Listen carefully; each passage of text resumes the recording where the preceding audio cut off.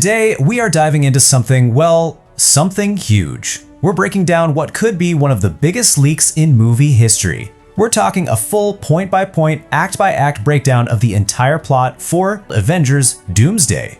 Now, this info supposedly comes from a very early internal test screening, and let me tell you, it paints a picture of a story that is dark, absolutely shocking, and it could change everything we know about this universe. So, the big question, right? Is this even real? How much faith can we really put into a leak this massive? Well, let's look at the history here. A few years back, a super detailed post on Reddit laid out the entire plot of Avengers Endgame. We're talking the time heist, Tony Stark's death, everything. And at the time, everyone just laughed it off. They called it ridiculous fan fiction. But then the movie came out, and it was shockingly accurate.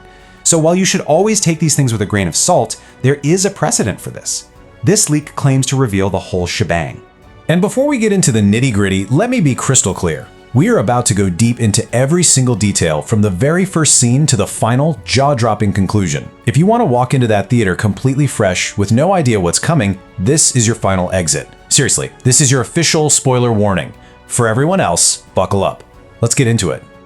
Okay, so here's how we're going to break this all down. We've split the story into 5 main parts. We'll kick things off with the film's brutal cold open. Then we'll follow an old friend on a brand new mission, uncover a deception of cosmic proportions, witness a villain's truly terrifying plan, and finally, we'll see the birth of a whole new reality.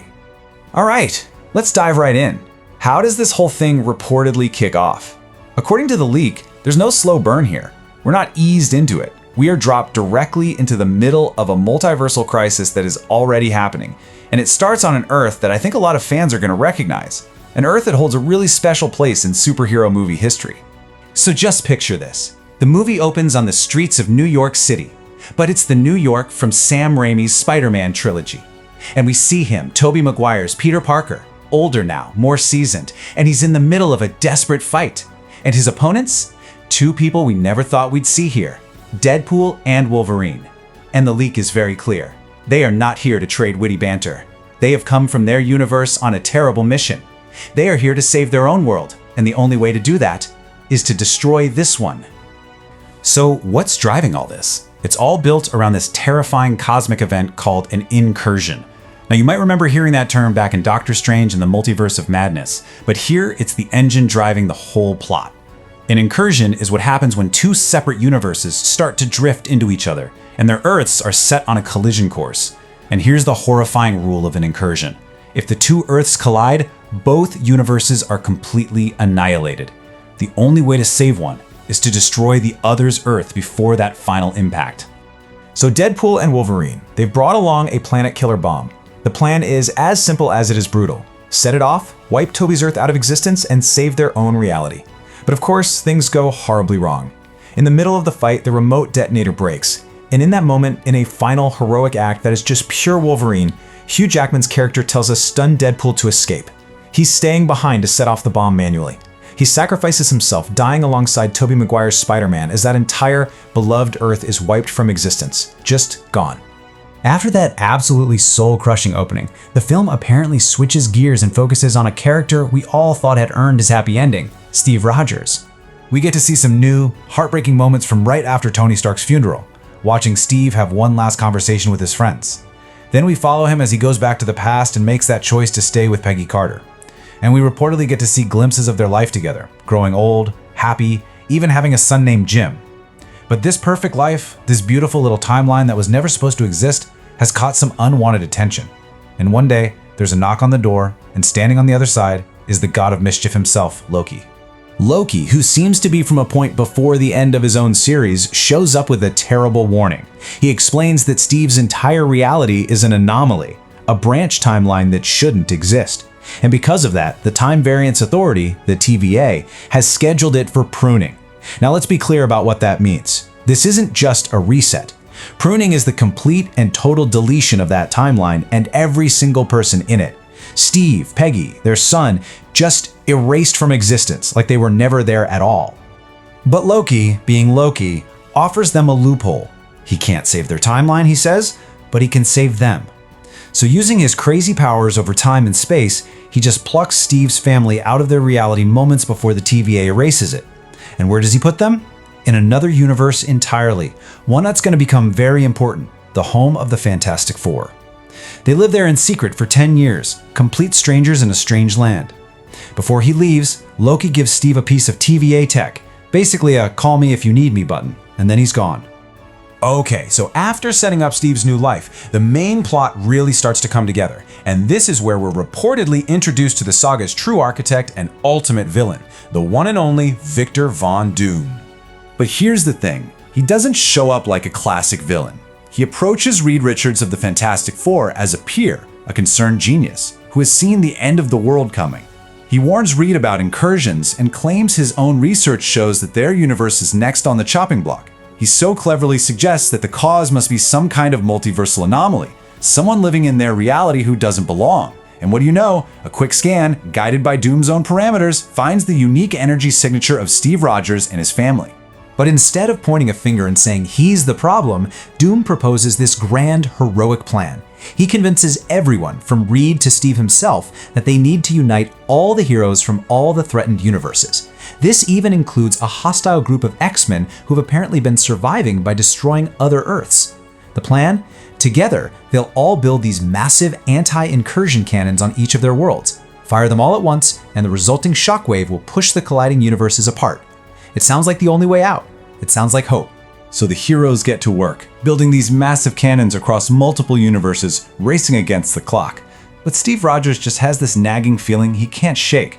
He remembers that device Loki gave him, so he and Thor decide it's time to get some answers from the source. They travel to the TVA, and what they find there, well, it changes absolutely everything. They use the device, step through a portal, and walk into a horror show. The Time Variance Authority is a scene of utter carnage. Everyone is dead. All the agents, Mobius, B-15, everyone. And there, at the center of the destruction, they find Loki's body. And the leak is gruesomely specific here. His heart has been literally ripped right out of his chest. As Steve and Thor are trying to process this nightmare, they realize how it all happened. This wasn't TVA technology. This was magic. Raw, incredibly powerful magic.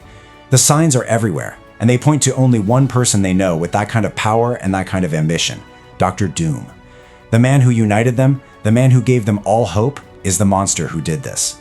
And this is the gut punch of a twist. Steve races back and confronts Doom, who, to everyone's shock, doesn't even deny it. He confesses to everything with this chilling bride. His plan was never to stop the incursions, it was to speed them up. Those cannons they've all been building, they don't push universes apart, they pull them together, faster. He wants to cause a total multiversal collapse so that he, using the godlike power he stole from Loki, can be the sole survivor and forge a new reality from the wreckage. A reality that he alone will rule. And with the truth out, Doom decides to just completely break Steve. He twists the knife, blaming Steve personally. He claims Steve's selfish choice to live with Peggy is the real reason all of this is happening. He even invents a sob story about his own family dying in this crisis. Then, he uses one of his followers to create a magical illusion of Peggy to mess with Steve's head.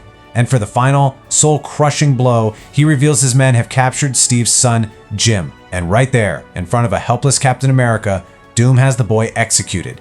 It's an act of pure, calculated cruelty designed to shatter the hero completely.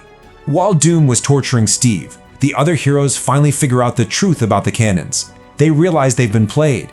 They unite for one last desperate stand. Heroes from across the multiverse, they all march on Doom's fortress in Latveria. This is it, the final battle for all of existence. But it's too late. The cannons fire, and just like Doom wanted, they start pulling the universes together at an impossible speed. Realities are just slamming into each other. Thor even prays to Odin, who actually answers, sending an army of fallen warriors from Valhalla to help. But even that isn't enough. The collapse is too powerful. The heroes are just overwhelmed. They lose. And I mean, they lose completely. The entire multiverse collapses in on itself. Every hero, every villain, every single living thing across every reality is just gone, wiped out in a final flash of white light. There's nothing left. At the end of everything, there is only one survivor, floating alone in an infinite void, Dr. Doom. And now, wielding this stolen, limitless godly power, Doom reaches into the wreckage of all that was. From the broken pieces of countless dead universes, he forges a new, single planet, Battleworld. It's a patchwork reality made from scraps of worlds that used to exist. A piece of Asgard here, a street from New York there, all stitched together. One world, one timeline, and one absolute ruler, God King Doom. But here is the final twisted genius of his plan. In his own sick way, Doom saves everybody. He resurrects them all. Every character is brought back to life on this new planet. But here's the terrifying catch. He erases all of their memories. They have no idea what came before. They don't remember their old lives, the incursions, or the final battle they lost. They just live their new lives on this strange planet, believing it's all that has ever existed, all under the rule of their savior and their god, Victor Von Doom. And according to the leak, that is where the movie ends. Doom on his throne, the absolute ruler of his new creation. It's a total, complete victory for the villain. It sets up this incredibly bleak, fascinating stage for the next film. And the question it leaves us all with is, when you've already lost everything, when reality itself has been rewritten by the enemy, how in the world can the heroes possibly win from here?